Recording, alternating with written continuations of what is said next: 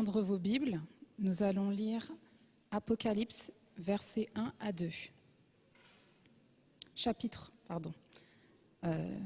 5, versets 1 à 2. Puis, je vis dans la main droite de celui qui était assis sur le trône un livre écrit en dedans et en dehors, scellé de 7 sceaux. Et je vis un ange puissant qui criait d'une voix forte : « Qui est digne d'ouvrir le livre et d'en rompre les sceaux ?» La bête, le dragon, la bête et le faux prophète. Et ce matin, nous allons entendre parler le lion de la tribu de Juda. Jean-Jacques, je te laisse la parole. Que Dieu te bénisse. Merci d'avoir accepté ce matin et que le Saint-Esprit puisse nous permettre d'être à l'écoute de ce que Dieu a nous dit au travers de toi. Amen. Je remercie le pasteur Gaston Fernoc pour sa présentation. Chers frères et sœurs, bonjour. Je salue ceux également qui nous suivent sur YouTube. C'est pour moi un plaisir de pouvoir partager avec vous quelque chose qui ne vient pas de moi, mais qui vient de Dieu lui-même et qu'il a transmis par son ange à son serviteur Jean. L'apôtre Jean était tout seul exilé sur l'île de Patmos. Et là, dans sa solitude, il lève les yeux vers le ciel et il voit une porte. Imaginez-vous si vous deviez voir une porte qui vous donne accès à ce qu'il y a dans le ciel. Jean réalise que cette porte est ouverte. Et alors qu'il essaye de voir ce qui se passe derrière la porte, il entend une voix qui lui dit « Monte ». Une voix extraordinaire, tellement extraordinaire qu'il la compare au son d'une trompette. Une voix qui ne lui est pas inconnue. La même voix qui lui avait parlé dans le cadre de sa première vision. Monte, monte au ciel. La voix de Jésus. Et aussitôt qu'il entend cette voix, il est transporté en vision au ciel. Et là, Jean va nous dire et partager avec nous ce qu'il a vu. Il voit tout d'abord un trône extraordinaire. Jean avait vu des trônes, mais ce trône ne ressemble à aucun trône. Du trône sortent des sons, des voix, des rayons lumineux. On a l'impression que c'est une boule d'énergie. À tel point que pour décrire ce trône, il va employer des termes qu'il connaît. Il parlera d'éclairs, de tonnerre. Vous avez déjà entendu la foudre tomber? Le tonnerre gronder? Les éclairs, vous les avez déjà vus vibrer? Zébrer le ciel? Jean prend conscience que ce trône est un trône d'où émane une puissance telle qu'il ne l'a jamais vue. Et là, il voit sur le trône un être qu'il ne peut que décrire avec des pierres précieuses, semblables à du jaspe, de l'émeraude. Et puis, il continue sa description. Au-dessus du trône, il y a un arc-en-ciel, mais un arc-en-ciel qui ressemble à une aurore boréale, comme de l'émeraude. Et puis, dans le trône, et autour du trône, il y a 4 créatures. L'une rappelle le veau, l'autre l'homme, l'autre l'aigle. Il y a encore une 4e créature qui rappelle le lion. Et il continue à observer, fasciné par ce qu'il voit. Et là, il voit qu'il y a encore autour du trône 24 autres trônes sur lesquels il y a 24 personnages, 24 anciens, tous de blanc vêtus, avec une couronne sur la tête. Et puis devant, une mer limpide, tellement limpide, transparente, qu'on dirait qu'elle est une mer de verre, une mer de cristal. Et puis là, encore devant le trône, 7 chandeliers. 7 chandeliers qui brillent. Jean est impressionné par cette scène. Et alors qu'il observe, fasciné par ce qu'il voit, il entend des 4 êtres vivants, des 4 créatures exceptionnelles, un chant. Saint, Saint, Saint est le Seigneur Dieu, qui était, qui est et qui vient. Cette voix est si mélodieuse, si extraordinaire, que Jean est transporté et il commence à chanter. Saint, Saint, Saint est le Seigneur Dieu, qui était, qui est et qui vient. Et je nous dis que ces créatures chantent jour et nuit. Merci Sandra et à tous les choristes et aux musiciens pour ce temps de louange et d'adoration, parce que je peux vous dire qu'il y a de la puissance de l'adoration. Et si un jour vous êtes triste, si un jour vous êtes découragé, si un jour vous ne vous sentez pas dans votre assiette, commencez à chanter le louange du Seigneur. Mettez-vous à chanter et chanter et chanter. Lorsque vous chantez, vous créez une autoroute directe entre la terre et le ciel. Vos voix se mêlent aux voix des saints anges. Et l'atmosphère autour de vous est complètement transformée. Lorsque les anges se mettent à chanter avec nous, l'ambiance n'est plus la même. L'atmosphère n'est plus la même. Notre cœur est renouvelé. Saint, Saint, Saint est le Seigneur Dieu, le Tout-Puissant qui était, qui est et qui vient à nous, qui va rentrer dans la dimension de l'humanité. Cet être éternel veut venir en chacun de nous. Et lorsque les 24 personnages, tous ces 24 trônes, entendent ces créatures chanter, elles jettent leur couronne aux pieds du trône, se prosternent et adorent et disent « Oui, tu es digne, notre Seigneur, notre Dieu, de recevoir l'adoration. » Pourquoi ? Car tu as créé toutes choses et c'est par ta volonté qu'elles existent. Dieu est digne d'adoration. Dieu est digne de nos louanges parce que Dieu est créateur. Et en tant que créateur, il est digne de notre adoration. Jean est complètement transporté par ce qu'il vient de voir, par ce qu'il vient d'entendre.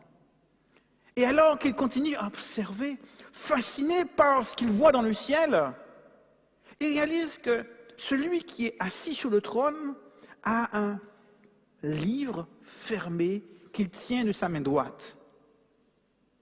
Et alors qu'il s'interroge pour essayer de comprendre le sens de ce qu'il voit, brusquement les chants s'arrêtent. Et il entend un ange puissant qui ouvre la bouche et pose une question. Qui est digne de prendre ce livre, scellé de 7 sceaux, et de rompre les sceaux pour permettre à ce livre de s'ouvrir? Jean est curieux. Jean, il écoute.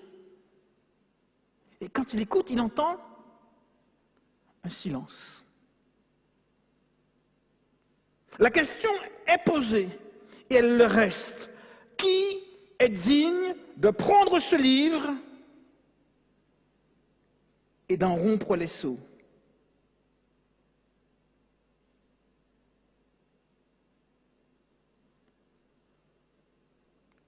Silence complet dans l'univers.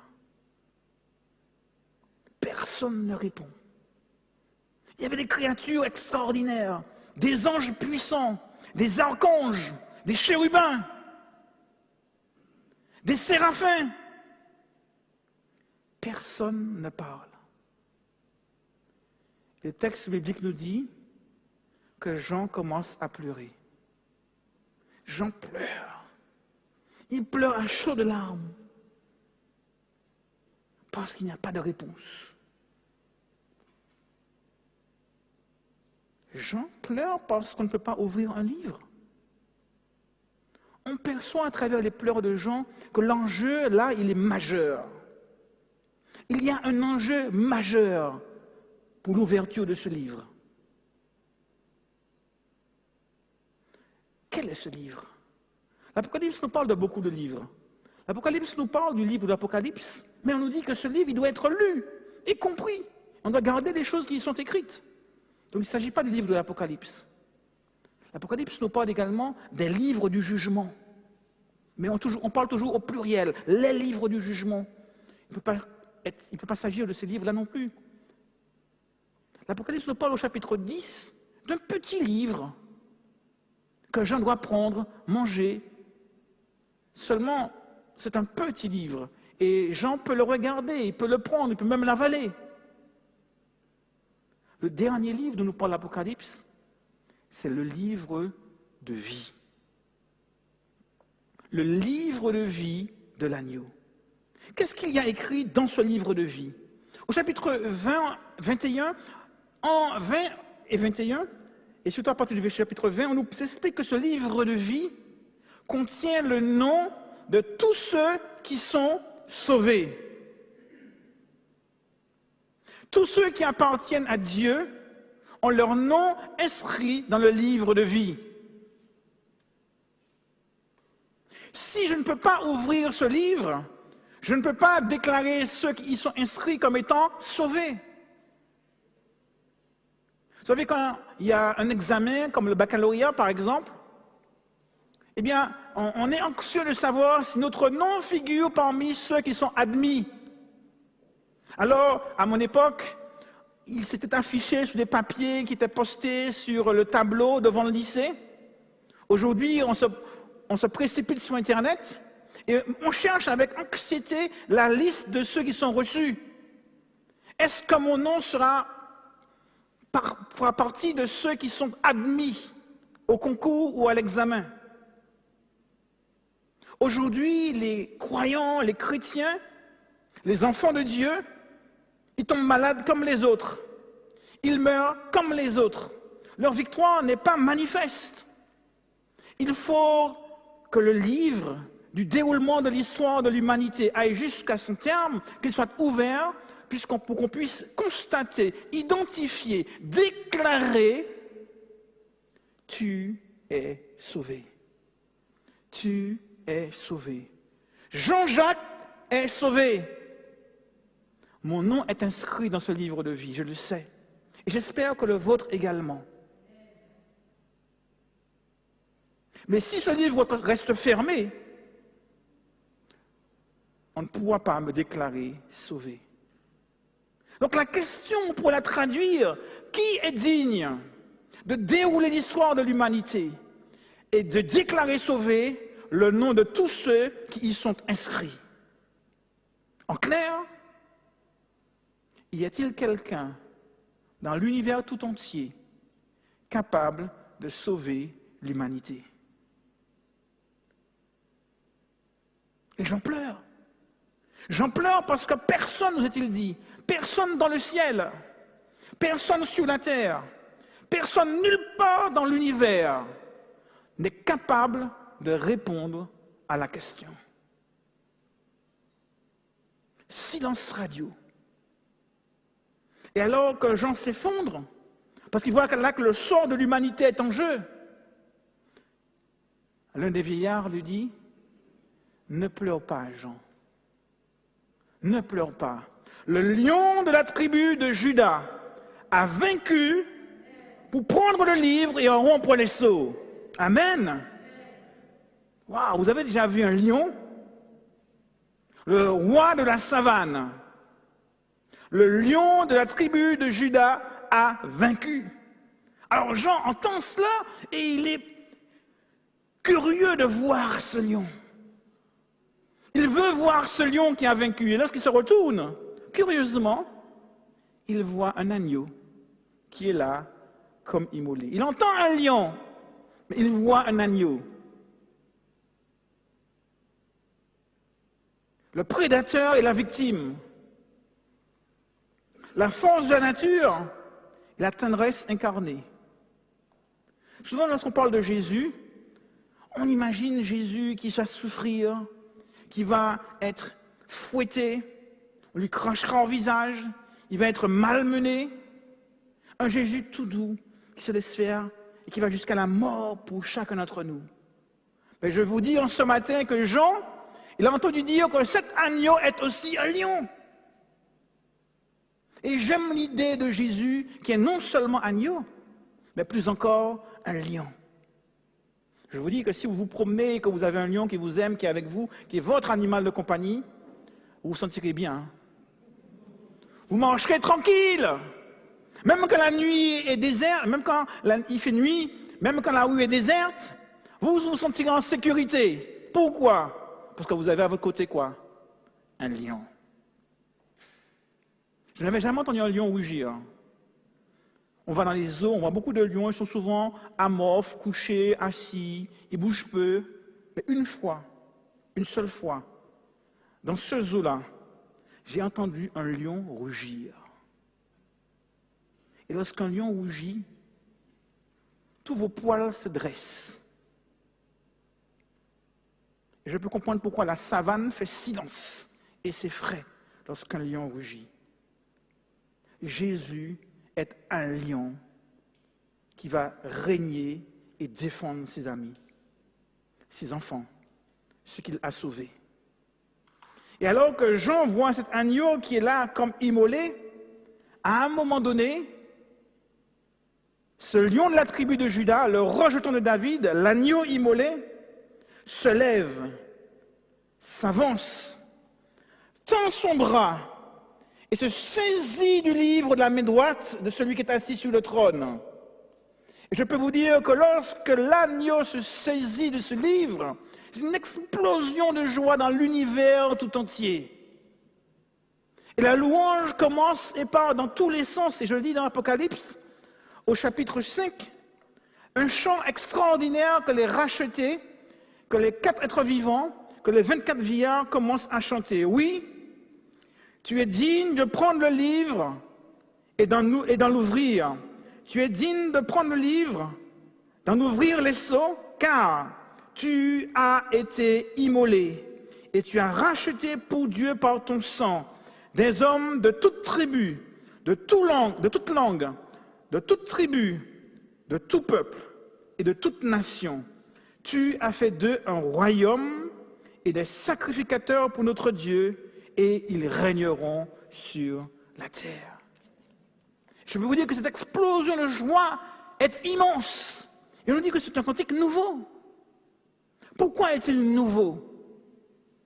Jamais avant la mort de Jésus, quelqu'un avait pu prétendre sauver l'humanité.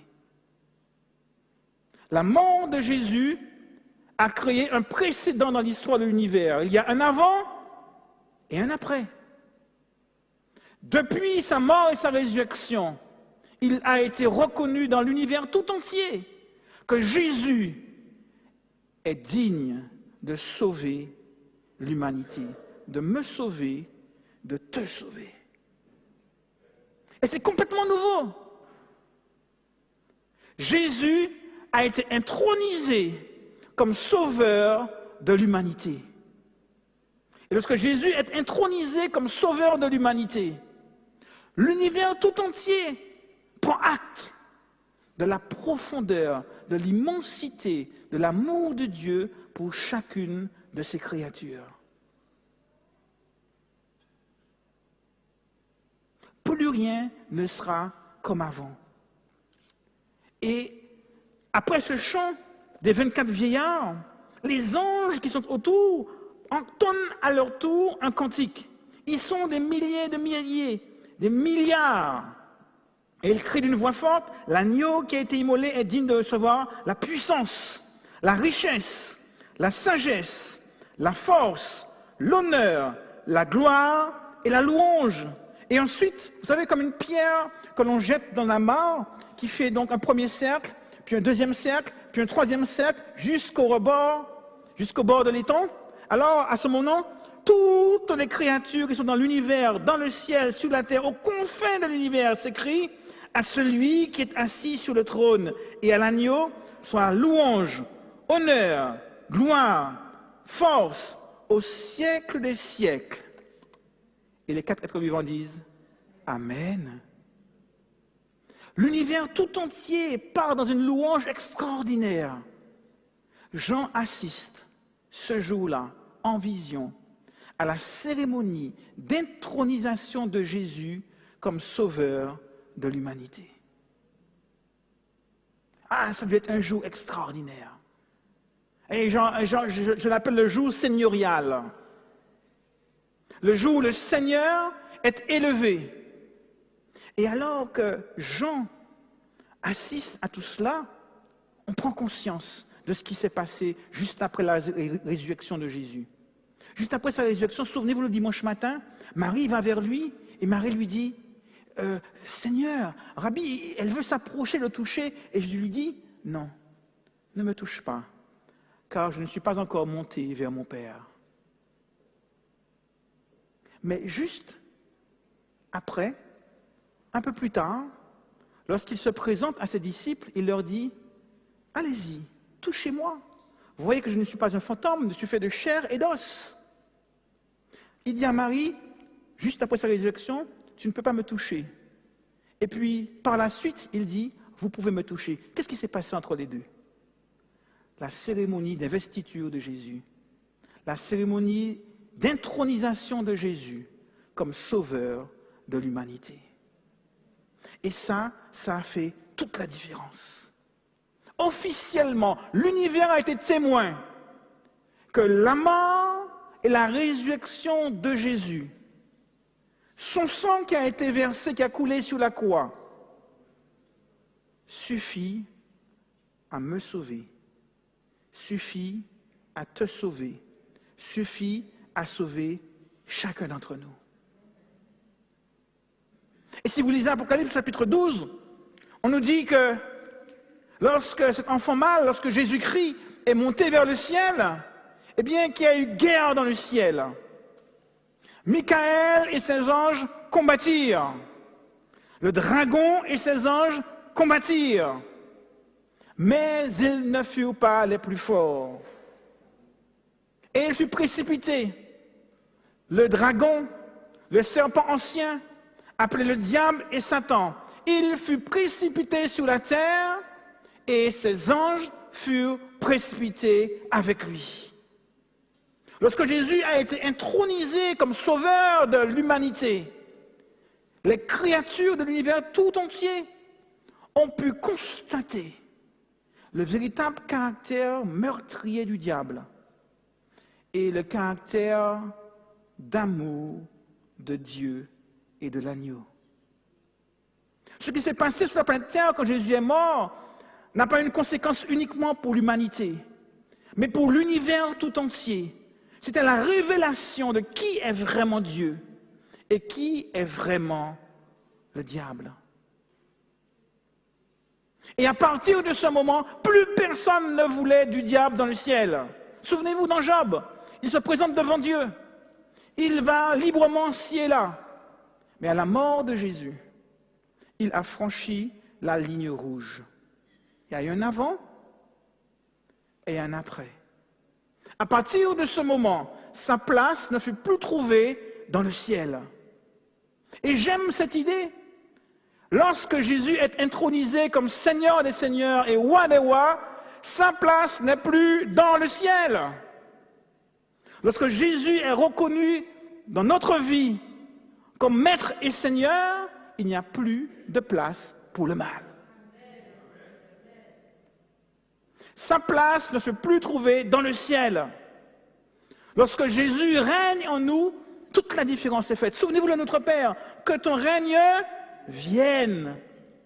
Où? Sur la terre comme au ciel. De même que Jésus a été intronisé comme Seigneur des Seigneurs, Roi des Rois, Sauveur de l'humanité, le diable n'a plus eu sa place. Quand Jésus commence à régner sur la terre, quand Jésus commence à régner dans mon cœur, quand Jésus commence à régner dans ma vie, il n'y a plus de place pour le mal.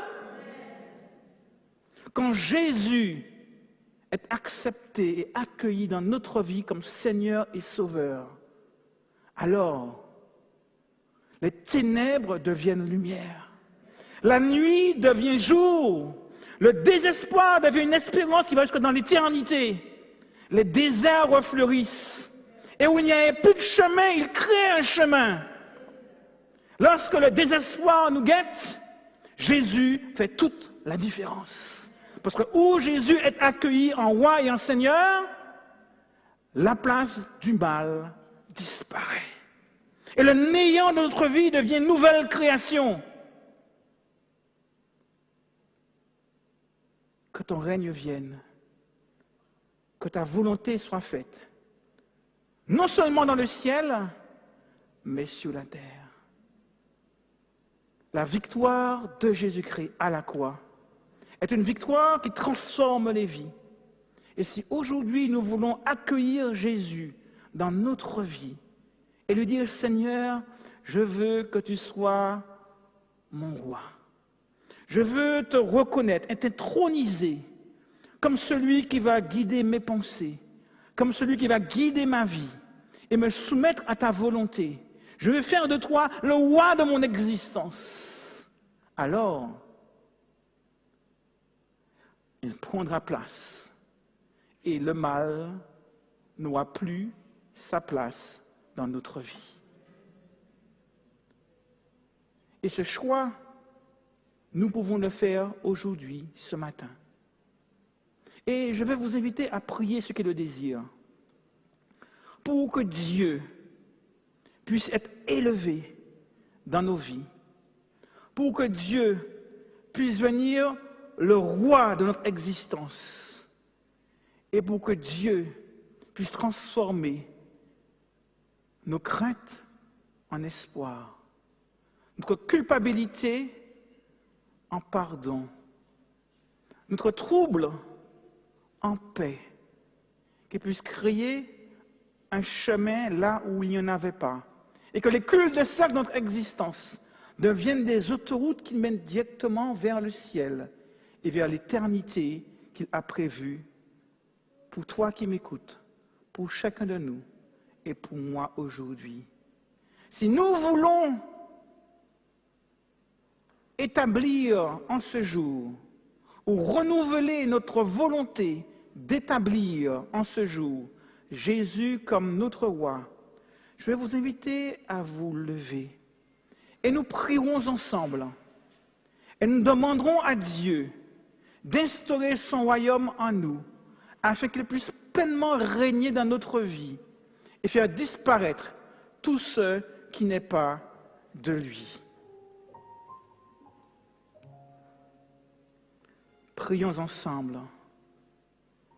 Ô notre Dieu, notre Père céleste, honneur, louange, gloire, force, sagesse, puissance à l'agneau et à celui qui vit au siècle des siècles.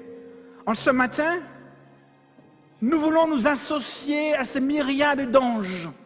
Nous voulons nous associer aux 4 êtres vivants. Nous voulons nous associer aux chérubins, aux séraphins, à tous ceux qui sont dans l'univers pour dire, oui, nous te reconnaissons au Seigneur comme maître de notre vie. Nous voulons élever Jésus et l'agneau dans nos vies, Seigneur. Te demander d'y régner en maître. Oui, que ta volonté soit faite dans ma vie, comme elle l'est dans le ciel. Et puisses-tu ce matin accueillir notre désir de t'accepter comme sauveur personnel, de te reconnaître comme Seigneur de notre vie, te demander de prendre nos pensées, de les transformer, de les métamorphoser. Oui, Seigneur, prends nos cœurs et mets-y les sentiments qui étaient en Jésus-Christ. Transforme nos ténèbres en lumière, transforme les nuits en jour, transforme notre désespoir en espérance. Et puisses-tu pleinement aujourd'hui bouter hors de nos vies tout ce qui nous rend tristes, tout ce qui nous rend faibles, tout ce qui nous rend désespérés, tout ce qui nous rend découragés, pour remplacer tout cela par ta paix, ta grâce, ton amour, ta miséricorde, ta joie, ton espérance bénie, jusqu'à ce jour où nous t'accueillerons physiquement avec ces myriades d'anges pour te dire, oui Seigneur, viens, règne dans ma vie, règne dans mon cœur, règne dans mes pensées, et fais de moi une créature à ton image, à ta gloire, au nom de Jésus-Christ, au nom de l'agneau immolé, qui est devenu rejeton de David, puis lion de la tribu de Juda, puis Michael le combattant, pour finir par être l'époux, notre sauveur, notre bien-aimé. Amen.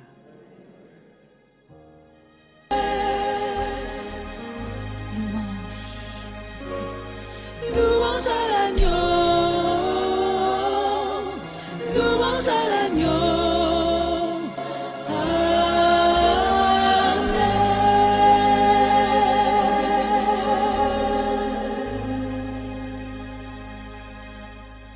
Toi qui vis au siècle des siècles, à l'agneau, soit louange, honneur, gloire, au siècle des siècles.